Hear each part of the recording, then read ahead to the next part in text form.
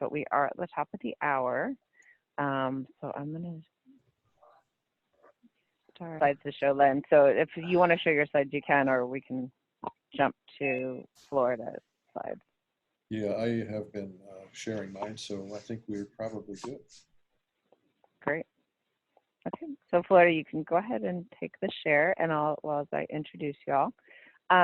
Welcome everybody. This is Jennifer Coffey from OSEP, and I appreciate you being on this Monday. It's for most of us, it's our second week back into the office, so I don't know if things are normalizing or getting more chaotic for you, but I welcome you. I wanted to give you a little update for those of you who are going to be part of the book study. Hopefully you have received your journal in the mail. If you did sign up for the book study, you haven't received your journal yet, you can email me and we will work on that. If you did not sign up for the book study, you are interested in being part of it, you can also email me. We have some other copies to send out. But the next time we meet, we'll be talking about the first article in the special issue on coaching. And that is Jim Knight's article, and it's about autonomy for teachers and how important that is for coaches to support that. So that will be our discussion point. That's your reading assignment. Any questions about that, about the book study that this coaching community of practice is going to be doing, about being part of it, about the first article we're reading?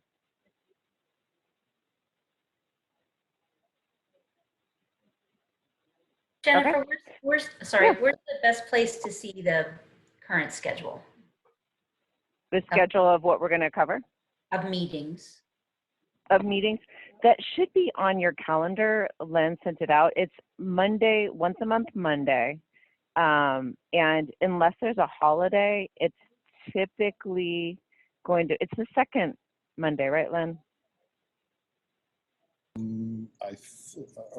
Sorry. Okay, I can look. Yeah, that's right, I can look. It's typically, I believe, the second Monday of the month at 2 o'clock. And so,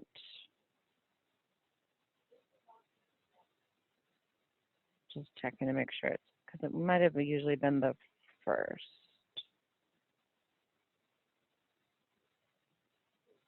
And actually, I'm not seeing it on my schedule for February. So Len, do you know how far you've sent it out for? I probably just do it month by month, so I can go ahead and share that goes out. Okay, that could be some of the confusion. Yeah. So if you regularly receive emails from Lynn, it should be in your schedule, but we will do it. We'll go ahead and do it for the next, say, 6 months. Okay. That way you know it's coming up. Yeah. And this is for coaching community practice, is it? Correct. Yeah. Yeah, we have a way to send out a notice that invites somebody to go and get the whole schedule. So. Okay, great. We will do it. Okay, any other questions?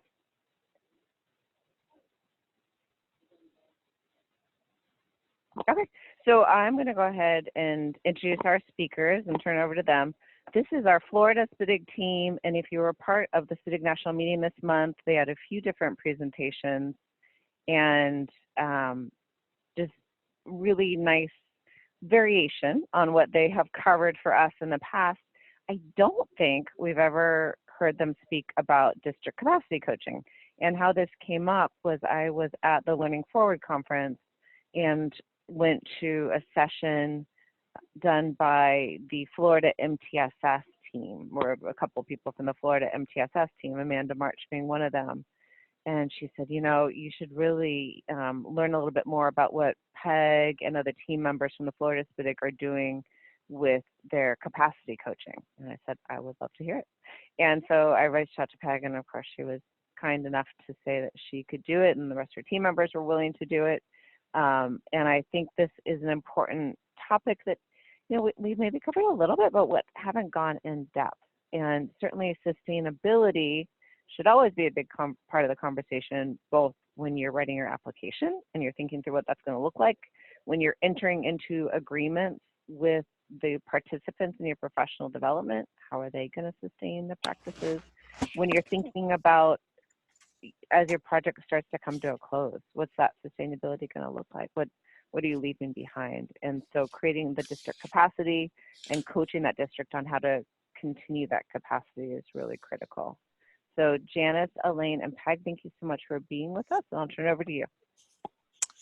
All right. Well, thank you for inviting us. And we're going to make it real clear throughout this presentation that we're still learning a lot as we go with this model. This is Peg that's speaking right now. And our thoughts about what we were going to cover today are that kind of give you some background of the context and the process, a little bit about our thoughts on coaching, building capacity, and then kind of what we hope to do with professional learning and skill building for those people that are involved in the coaching. And for some reason, this is just not, there it is. We're going to start with a poll. And Len, do you need me to stop so you can do this? Nope, you don't. Nope.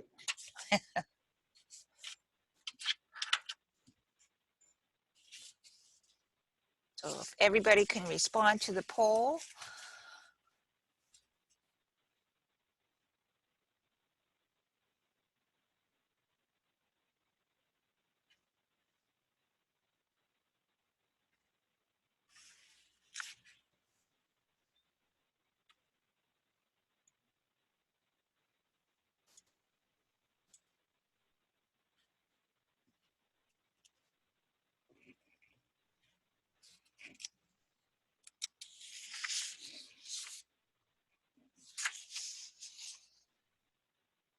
And Len, you let me know when you think you have enough results to share.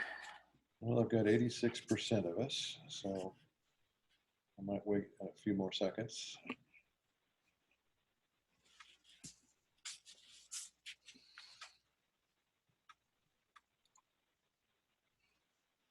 There we go.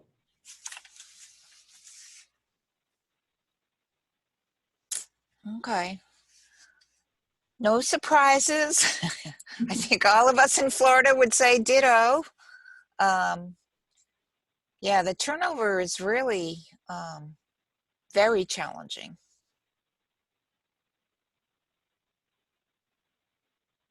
Okay, I'm surprised nobody picked other. Okay, so we're in October. We entered year 3 of this particular SPID grant, and we've been trying to talk with our districts about our mission of building capacity throughout the grant. So we've been trying to put sustainability out there as a beginning topic, even from year 1, not necessarily successfully. But there's a couple of things I just wanted to share with you about Florida that might help explain kind of the direction that we went in. So there's in Florida, there's recently, like within the past, I want to say 6 or 7 years, there's been some state legislation related to supporting students with disabilities. Most of it's been really positive. We have had legislation that changed our high school diploma and eliminated the option for what they used to call a special diploma. And they've identified paths to a diploma through a variety of measures, but everybody ends up with the same diploma except for those students that are on our access points to the standards. There's also been legislation that supports and requires schools to look at supporting inclusion. I believe it's every 2 years, all schools in the state have to do an inventory on what the BPI, which is best practices in inclusive education.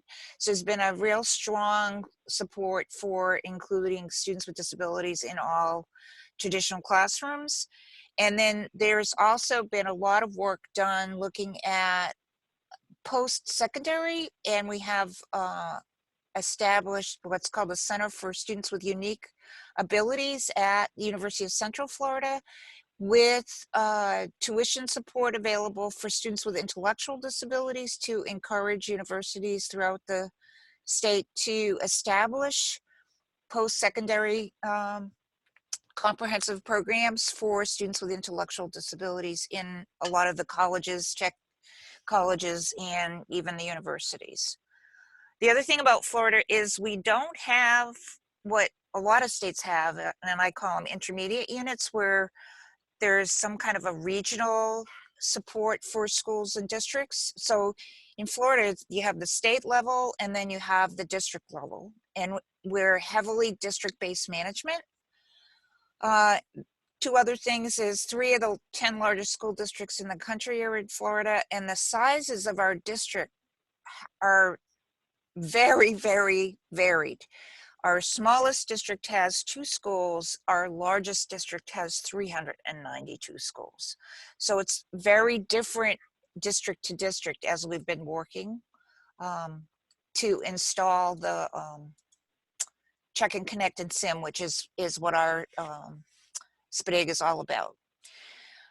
So our process has been to develop an invitation to participate in SPDIG, and it's based on targeted student outcomes. So we look at how a particular district is doing with the graduation rate for students with disabilities, the dropout rate for students with disabilities, and proficiency rates at the middle school level. So we look at middle school and high school, secondary school level, I should say.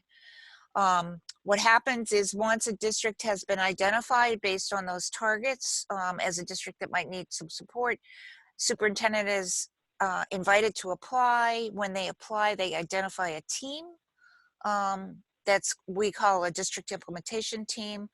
And then we have quite a bit of professional development we do with that team, and we do a sub-award of our funding that's based on district size after the team has identified what it is they wish to implement and in what schools. And our goal is to remove the financial barriers to that initial implementation. And our contracts for those sub-awards include what we call implementation milestones that we expect districts to meet each year over the course of the grant period, as well as extensive information about roles and responsibilities, and that includes the district capacity coach.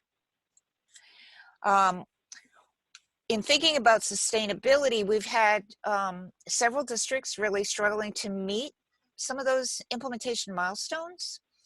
Definitely had lots of turnover at all systems levels. A lot of reports back to us from schools and districts of kind of initiative overload, and we see a lot of lack of alignment. And in our small and rural districts, they tell us they just don't have enough people. And so we started talking with our partners through MTSS, which is Amanda March, whom Jennifer met, and they've been providing over, I want to, in our previous SPDIG even, we've have used some of their work. But they really have helped our team to develop our skills around systems coaching, and they also have facilitated some 8-step problem solving with us around specific districts that we were really concerned about how they were doing. And then that has in turn strengthened our work with the districts and really helped us develop further the whole concept of capacity coaching. So when we meet with our district implementation teams, we really look to try to build the kind of the why. And this is my soapbox. I really talk a lot about what I see as a moral imperative, the importance of the work that we're doing in terms of the impact on students' lives. And for some, I have examples of some schools we've worked with where it's actually been the difference between life and death for a couple of students. And so I really stress that. We really talk a lot about the impact on the students. We do an orientation to kind of what the possibilities are with working with us, kind of what we've been able to accomplish in other schools and districts. Spend a lot of time looking with them at their data. Florida is a data-rich state.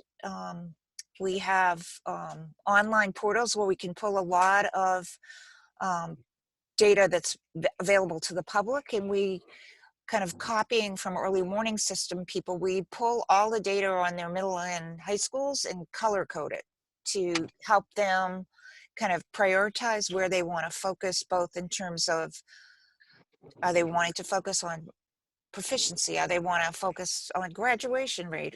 And then also to help them select schools. And then we have them work with us to develop a mission and a vision for the work. And we do some orientation to the stages of implementation.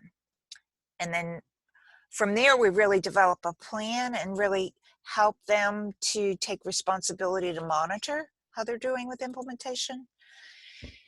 So we really see coaching as a critical component of ensuring that sustainability, and talked a lot about, and this was when we first started thinking about this, talked a lot about districts.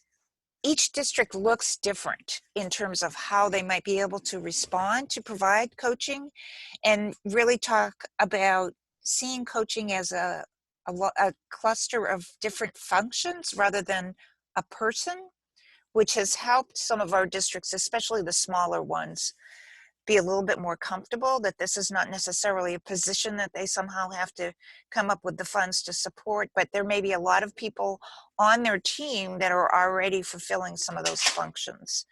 And our vision really has been that of, over time, that this person that we're helping, or people that they're developing, gradually assumes some of the roles that our staff are playing at the offset. So eventually the idea is that they would become the person that schools could go to for technical assistance, or they might be the person somebody could go to think about scaling up an initiative.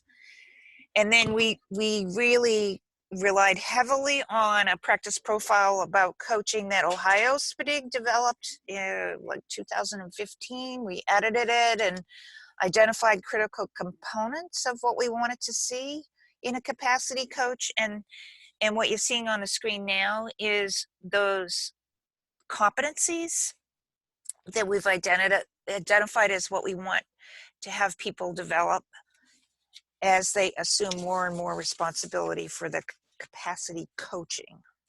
We are definitely learning as we go. Our first round of training was last summer. And I'm going to let Janice take over and talk a little bit more here. So I think it's important for all of us to remember that when we think about the arc of our profession, coaching as an official thing is really relatively new for a lot of people. You know, that in many cases, like in Florida, literacy coaches have been around for years and years. But it's entirely possible that somebody who is a school staff member, whether they're an administrator or a teacher, has never actually had an official coaching experience or coaching relationship. In Florida, a lot of people's initial coaching experience was related to accountability measures.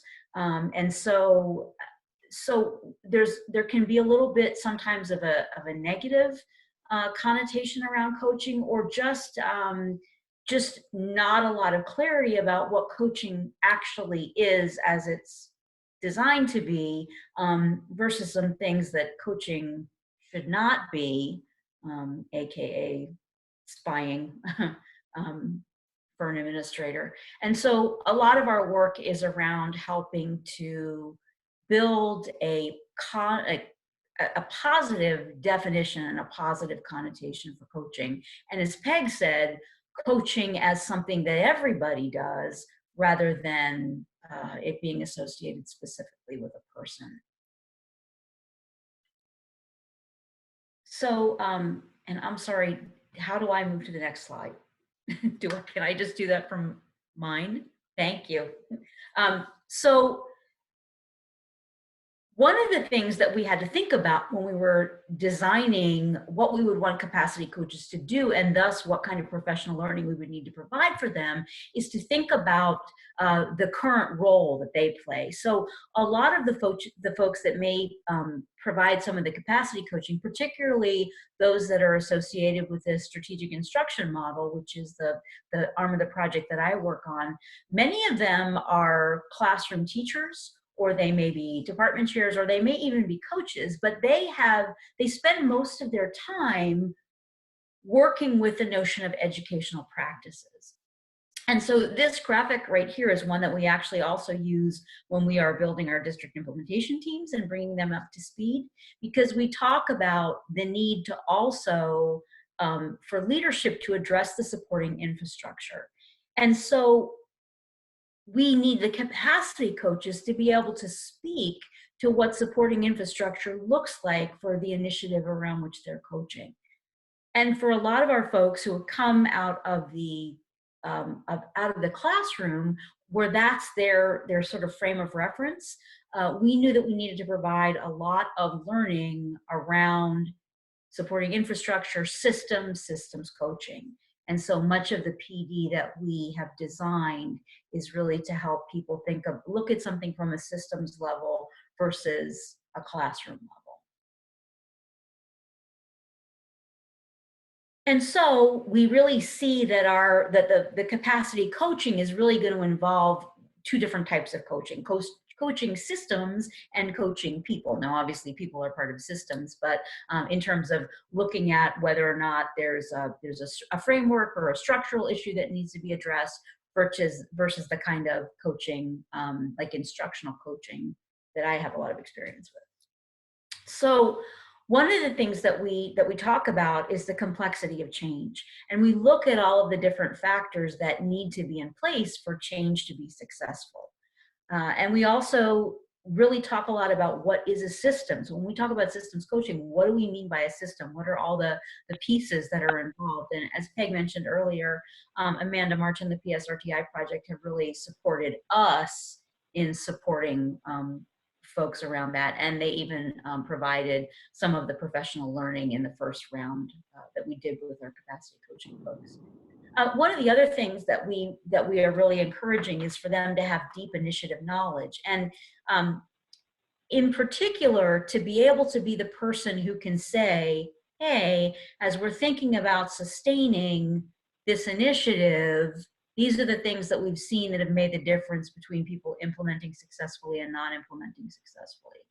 For instance, SIMS, the strategic instruction model, is a series of teaching routines and teaching strategies.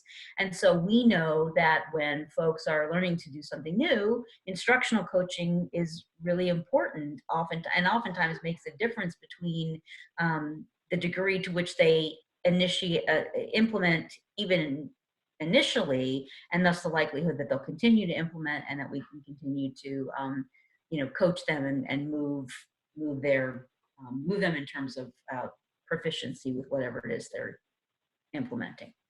One of the other things that we use frequently in SIM is something called facilitated planning, because part of SIM is a series of teaching routines where teachers have to take their course standards and drop them into these templates that are then shared with students. Well, that's the kind of thing that takes not only a lot of time, but it's also a heavy cognitive lift. And as you have high turnover, and we have very high turnover with teachers in Florida in a lot of our districts, oftentimes teachers are relatively new to the standards. And so it can be challenging for them to then understand them well enough to pull them apart to do all the work they need to do. And so we've seen that time for them to do that with the colleagues that they plan with, along with support from a SIM coach, has really made a difference. And many of the teachers have told us this is the difference between implementation and not. And so we want the capacity coaches to be able to champion things like that and remind. So as we go away and they're starting to look at in-district resources that might be used to support implementation, we want somebody who can say, hey, successful SIM needs this. Check and Connect, one of the common issues is access to the data. So someone who can say, hey, you know, if the data system changes, how are we going to make sure that our mentors are able to access the data for their mentees, that sort of thing. We also have talked about implementation science, both in terms of the implementation drivers and the implementation stages, because we want our folks to understand that this is a journey. And even if they've been with us for 5 years, 7 years, 8 years, some of them will have by the time the second round of the grant is finished, each of their different schools might be in a different place. And so they might be in one stage here and one stage there. And also in terms of drivers, if leadership turnover is an issue, then how are we going to make sure that we continue to have supportive leadership? Because we know that hits a lot of the drivers. And also one of the conversations we're really having, and I think this is true in our profession across the nation, arguably across the globe, that we're really having to shift from a more top-down approach to this notion of shared leadership. You know, everyone can be a coach. Everyone can support a shift to better instruction, a shift to better climate and culture for kids. And so, you know, helping these folks who are capacity coaches or are going to be in the role of capacity coaching, being comfortable having conversations with folks that may be higher up the food chain from them. When I first started, really the highest level I had ever participated in was an instructional coach. So it was a little bit weird for me to be sitting down and having conversations with associate superintendents. And so we recognize that we need to help some of the folks, particularly who come from the classroom level, be comfortable having conversations with people at all various levels of leadership across the district. And then soon, in additional PD, we'll be looking at data and decision making, and then also continuing to work with this notion of aligning initiatives as barrier reduction. This is Jennifer. Could I ask you a question? Yes. About that last slide? You know, from what you're learning as you go along, you've been doing this for a little while, but I'm sure you learn things every day. Do you think, is this still the order you would say you would introduce certain topics or focus areas? Or is there something that you've learned that, oh gosh, we should really start with, you know, say data? Data might be a good thing to start with. Or do you think the order matters? We actually think the order matters, and it's something that we've kicked around for a while. And one of the things that we found in Florida, and it's part of the work that we're looking at in SPDIG, is that there's an assumption made that when you say data-based decision making, that everybody's really comfortable with and really skilled in that process. And we found, like everything else, that there's a spectrum, right? Some people really rock that, and some people they think they're really comfortable with it until you sit down and you say, okay, well, let's establish a goal to identify whether or not, you know, implementation of this initiative is actually making a difference for your kids. So we felt that there was a need to, and also, again, because especially in my experience, because I was actually, I've had the job title of instructional coach for a number of years, embedded and also across the district. So I've seen it from a lot of different angles. And so this notion of assuming that people know what we mean by coaching and why it's necessary, we really felt like we had to address that. And so, and so we really feel in particular, like looking at, and if you are familiar with Jim Knight's complexity of helping, it's a lot of this same thing, recognizing that change is complex, right? And so that we really use that as the purpose building for why we need to build capacity coaching, and to lay that foundation, and then to look at how complex change actually is. And then we feel like the database decision-making piece, the alignment initiative piece, that's diving a little bit more into the how. And we really felt the need to kind of start with the what and the why. All right. Good. Thank you. Helpful. Yeah, and just to, I guess, piggyback on that, this is Elaine. I think the one thing that after, introducing these concepts with our district capacity coaches, the feedback that we received was really they wanted like a very concrete list of what am I expected to do when, whereas a lot of this is sort of more abstract. And so I think one thing that where we strengthened based on feedback from our first go round of training coaches, and I'm going to share kind of our response to that in just a few moments. So. Got it. Thanks. So if we can look at the next slide, thanks. So obviously, as I said before, when we talk about systems, we're really talking about a whole bunch of people that make up the system. And so we rely very heavily on the work of Jim Knight, in particular, his partnership principles, as well as one of his newer works, which is his Better Conversations book, which really gets at this whole idea of how do you build the relationships and the trust where you can start to have coaching conversations. Because we know that if those relationships aren't in place, then the coaching is not going to be as effective as we want it to be. And in some cases, conversations never even get out of the gate. And also looking at all the various factors that can make or break coaching experiences. Again, what is looking at sort of the people factors? Is there trust in place? Is there, are the folks having coaching conversations able to really sit down and talk to somebody as a peer, again, regardless of where those two folks kind of exist on the food chain. Also looking at the role of leadership and if leadership's been a part of the decision making around how coaching is going to happen and what it's going to look like, and what are the infrastructures in place in a school? Like, do people have common planning time, or are there professional learning communities where they're meeting regularly where they can have these kinds of conversations? So we really talk about all the different things that can impact whether or not coaching is successful.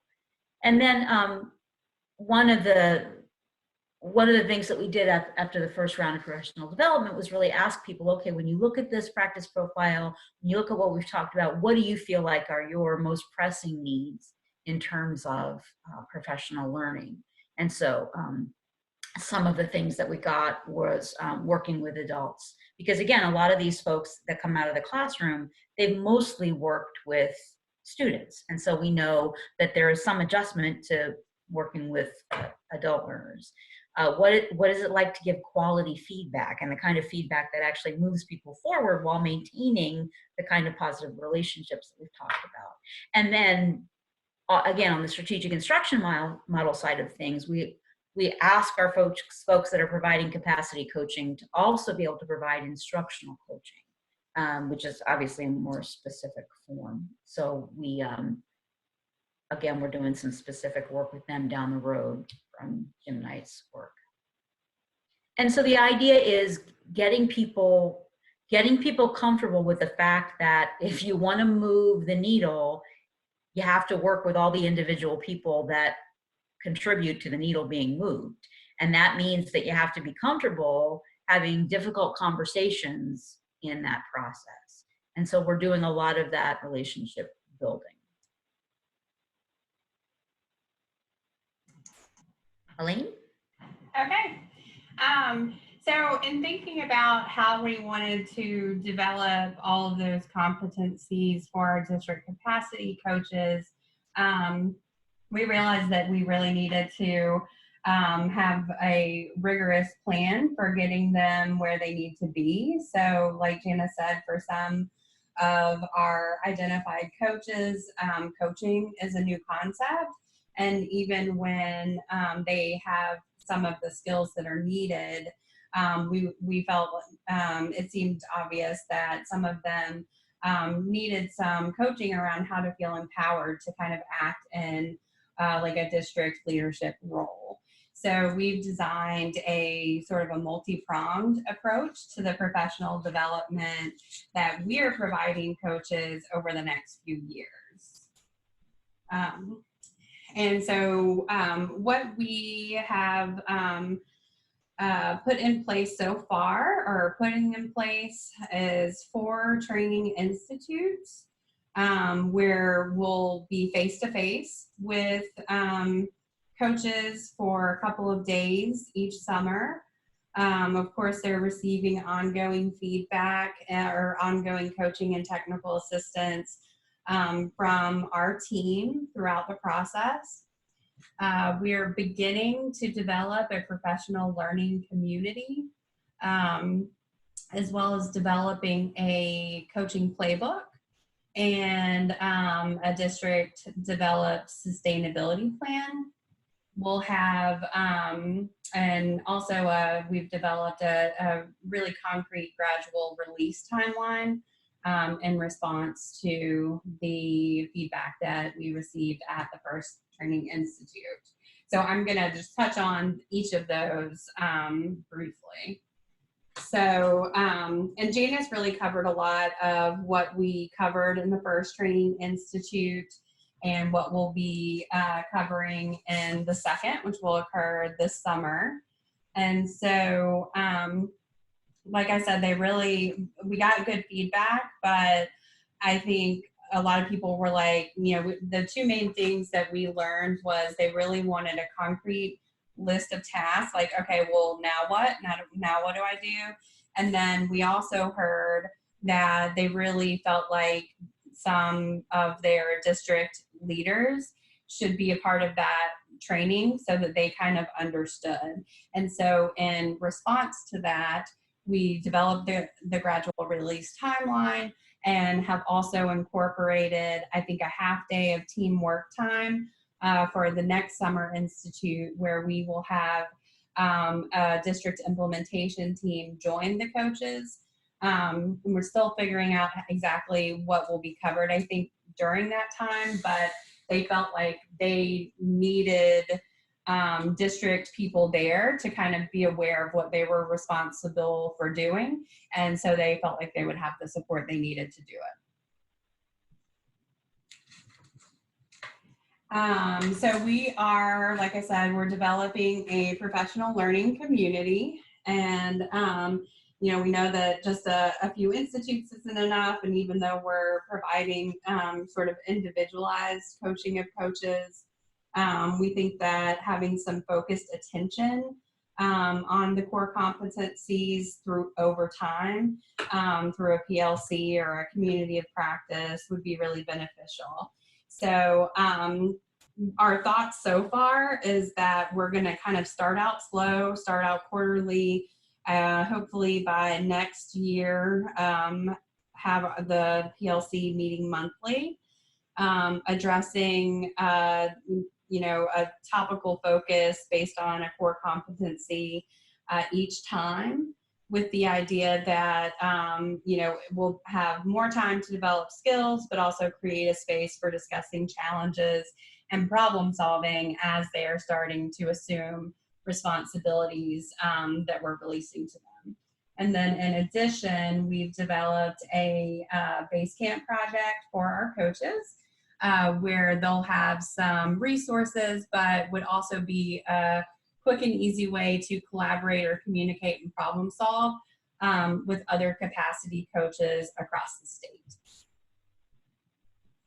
So, you know, we're brand new to creating this and would love to hear in your chat box, I guess first, just have you developed a community of practice or a professional learning community for coaches that you're working with in your state? So I'll give people a couple of minutes or minute to. And just, I think this one, and this one doesn't, does this have a poll associated with it, Lynn? I think, was this one that we were just going to use the chat pod? Right, we're just going to use the chat pod because Okay. Yeah, open-ended since question. it's open-ended. All right. So the chat pod, if anyone needs help with that, You should be able to scroll your move your mouse along the bottom of your web page, and then you'll see the chat. And if you click on that, it should bring it up on the right-hand side. And then you can just type in for everyone. Yeah. Thank you. Or you can use your phone. That's true. Yep. Feel free to unmute yourself and just chime in. Yeah. I want to share while people are thinking about this and adding their thoughts in the chat pod or waiting to speak after me. I was at the IES Principal Investigators meeting last week. Does everyone know what IES is? I do. Yeah. Okay, great. I'll take it. Yeah, so it's the research arm of the Department of Education here. And principal investigators or project directors basically are the research projects.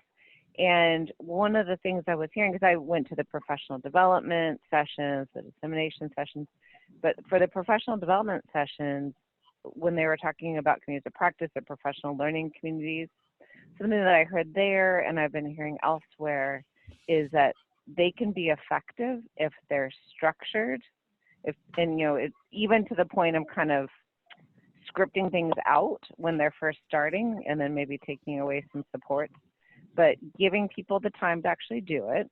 So setting aside the time, and I think that came up earlier from the Florida team, and then really structuring it so people know what to do at that time, and then it was effective. So nothing surprising, but it's nice to hear about it actually coming out of research as well as people's experience over time. Right. So Jennifer, this is Peg. That's really interesting to me, because one of the things that has, it's the time issue, is one of the things that's kept me from joining some of the Signet PLCs is because of you needed to do a certain amount of work between sessions, and I was afraid I wouldn't be able to do that. Right. No, there's certainly a tension, but and it's also, again, nothing related to this, because we've been doing this work for a while. Nothing comes as a surprise, but if it's an area where you're actually going to feel pain if you don't get the learning, if you don't get the support from the Yes. professional learning community, then you're going to attend no matter what, and you're going to figure it out, right? But if it's just something like, oh, I could use this, it would really be nice, then it's much harder to make the time for it. So doesn't really answer your question or help us, but it is, as much as possible, I need to make sure that we're giving you all stuff that makes your life as easy as possible, then it makes it more useful in attending the sessions. So That's really valuable feedback, though, Jennifer, in terms of, when we look at all the different things we might want to work on in these community of practice sessions, the pain point. Yeah. That's right. So did you see Kim's comment, yes. or do you want me to read it? Okay, then I won't read it for you. Yeah, so I see it, and it's really good feedback. So Kim Watchhorn says that they started coaching community of practice this year, and they do it for 90 minutes, small attendance so far. And so, yeah, that's one of the things that we're already kind of hoping to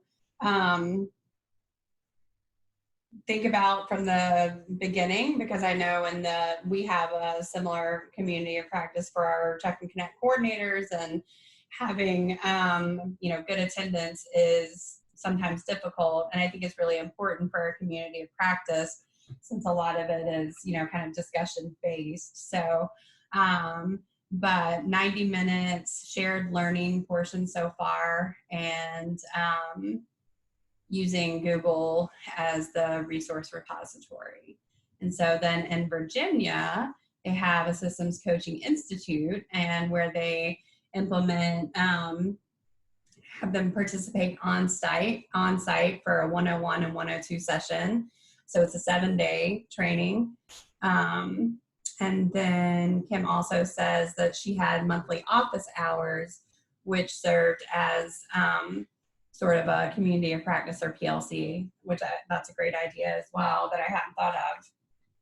So, and really a lot of my experience, I think, with communities of practice is, with this group, and and other ones. And so, you know, we were similarly thinking things like maybe there's so many great resources that are already in existence for some of these competencies. And so instead of recreating the wheel, potentially utilizing some existing webinars and having discussions about them, doing, you know, chapter discussions or you know, reading an article and discussing it. So that sounds good. And then consistent structure is helpful for predictability. And yeah, I totally agree. I'm thinking that we might want to consider having, especially for next year, really our topics and everything kind of lined out for the year and dates so that people can really know what to predict and hopefully feel pressure to be a part of it. Make sure that there's something there that they know that they'll need. Well, that's really helpful. Thank you guys so much.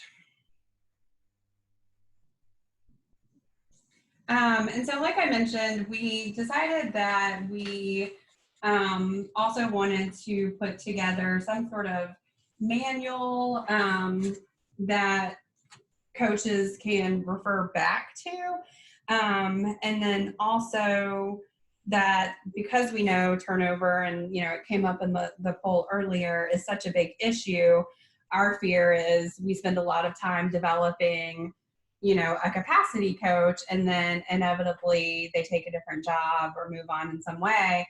And so we would love for there to be this very accessible reference guide that they can use and or kind of pass on to the next person who may serve in that role after we're gone. And so we identified using a strategy outlined in the Impact Cycle by Jim Knight. So the idea of a playbook, I think his is an playbook, whereas this would be a spin-off of that, and a coaching playbook.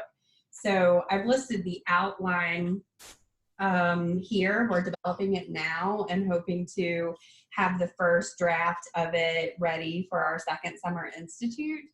But you know, we're designing it to be a resource that's very purposefully kept concise, so that you know, we know with a lot of manualized interventions, you're giving so much information that oftentimes isn't utilized. So Jen Knight describes having like a one-page reference guide and then a checklist for everything. So that's something that we're going to incorporate by core competency. So for example, for having that deep knowledge of the initiative, for Check and Connect, we would develop a one-page reference guide for the for the four core components of Check and Connect.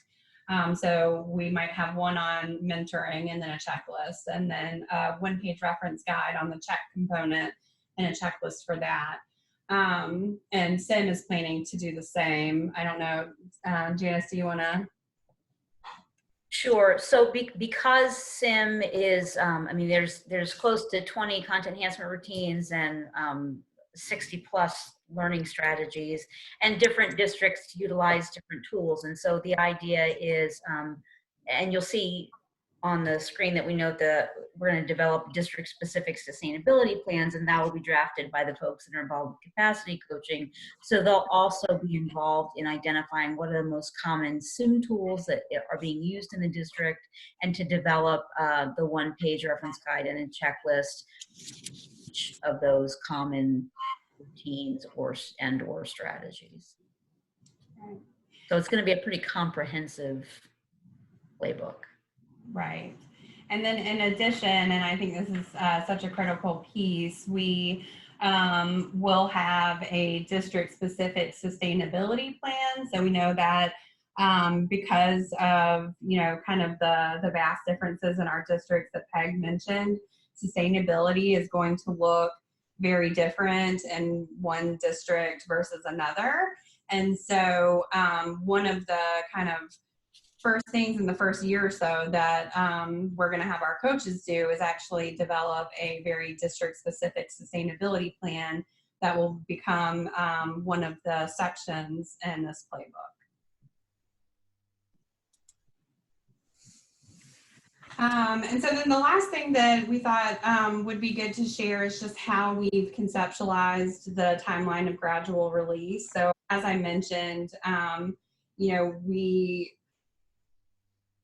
got the feedback that it needed to be super concrete. So we put together this outline of responsibilities that the district capacity coach would take on each year throughout their participation in the grant. So, and what we quickly learned is that it's going to have to be a differentiated timeline based on when the district began working with us. So we were recruiting districts for the first 3 years of the grant. I think we're just about done recruiting. And so we essentially have a gradual release on a 5-year cycle. So if they started with us at the beginning, they would follow the 5-year cycle. If they started us in the second year, they would only have a 4-year cycle. And those beginning recently or now would be on a 3-year cycle. And so, I'm just going to go through what it would look like in the 5-year cycle. But in the first year, they're really just focusing on implementation. We talk about a district capacity coach, but there's not a whole lot of responsibilities. In year 2, the district capacity coach is identified, attends that first training, and is essentially just making a commitment. Yeah, I think I can do this. I'm going to champion this program, and then start assisting in the development of a vision and a mission for implementation. By year 3, we're increasing the responsibilities to include things like providing input to the district's implementation team, starting to draft that sustainability plan, participating in the professional learning community, attending the second training institute, and starting to co-facilitate the support that our team is currently providing with schools. So that's kind of what it would look like the first couple of years. And then going into the last couple of years, they would really start kind of supporting the district implementation team in facilitating the meetings. That's something that we primarily do now.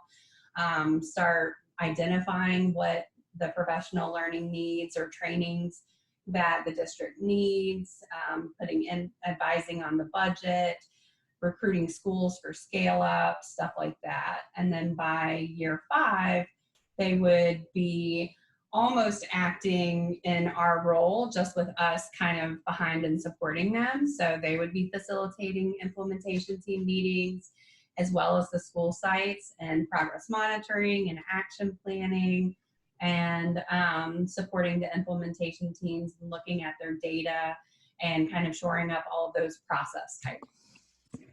So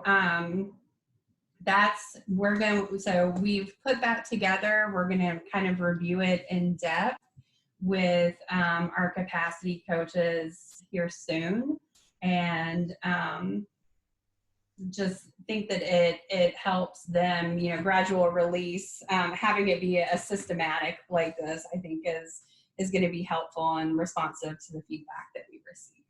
So, any questions about, I guess any of it, the timeline or any of the tools we've shared or how we're approaching it, capacity coaching?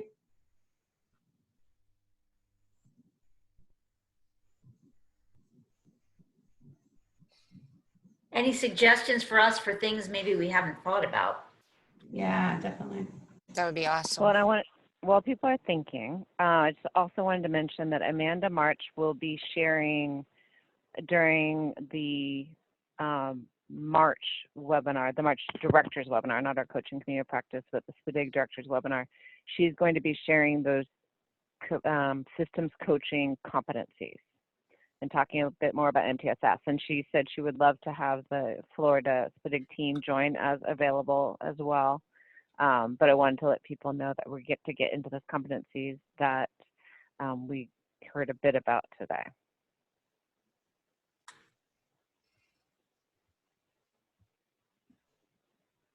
And I'm going to stop sharing so I can see the chat box. Yeah, good idea. I haven't seen anything come in yet Okay. regarding this question.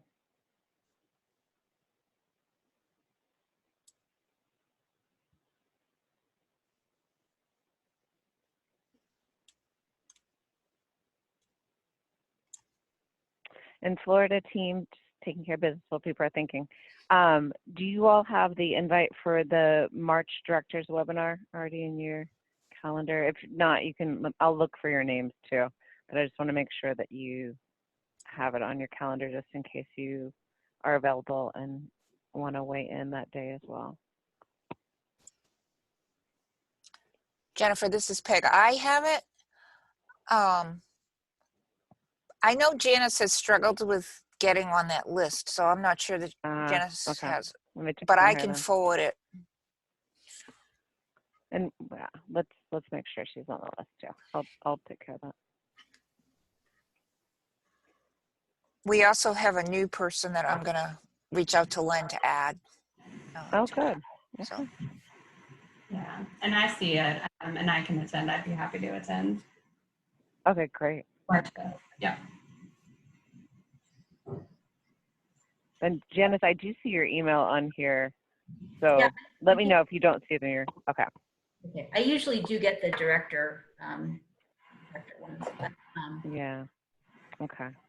Well, there's just 3 minutes left. Did anyone want to weigh in on any questions you had, or any ideas you had for the team on capacity coaching, systems coaching?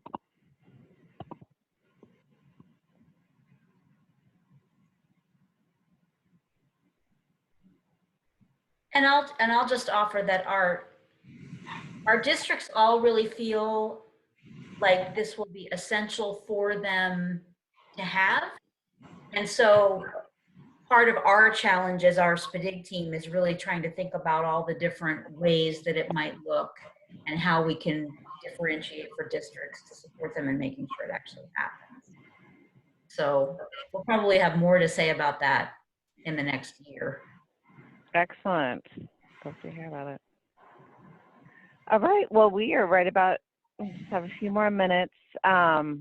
So thank you so much, everyone in Florida and everyone who was on today and added some information about what you're doing related to this. We, you know, not to add to your calendar being overwhelmed by your calendar, but, you know, our MTSS community of practice just got off the ground recently. And it was previously the ESIP alignment, SPDIG community of practice, and then it had kind of been completed, the topics and the challenges that people wanted to talk about there, and the group decided to focus on MTSS. And so we just had our kickoff meeting last month. If you are not already part of that and are interested, send me an email. The reason I was thinking about it was, you know, some of the topics that were brought up here, of course, it's all part of MTSS, right? There's a lot of coaching that goes on, and it's to comprehensively do what the SPDIGs are typically attempting to do, and to get to the student level by supporting the classroom, supporting the school, supporting the district, et cetera. It is really complex. And so if you're interested in being part of that conversation, email me. And just, I'll put in the chat pod here, I confirmed that it is the second Monday of the month that this group typically meets at. But again, we do change that if there's a holiday, the second Monday. It's at 2 o'clock ET. But thank you so much, everyone from Florida, everyone else who participated. And next month, we will meet you again if you are part of the Coaching Community of Practice book study. And we will be talking about the Jim Knight article. Thank you very much. Thanks, everyone. thank you.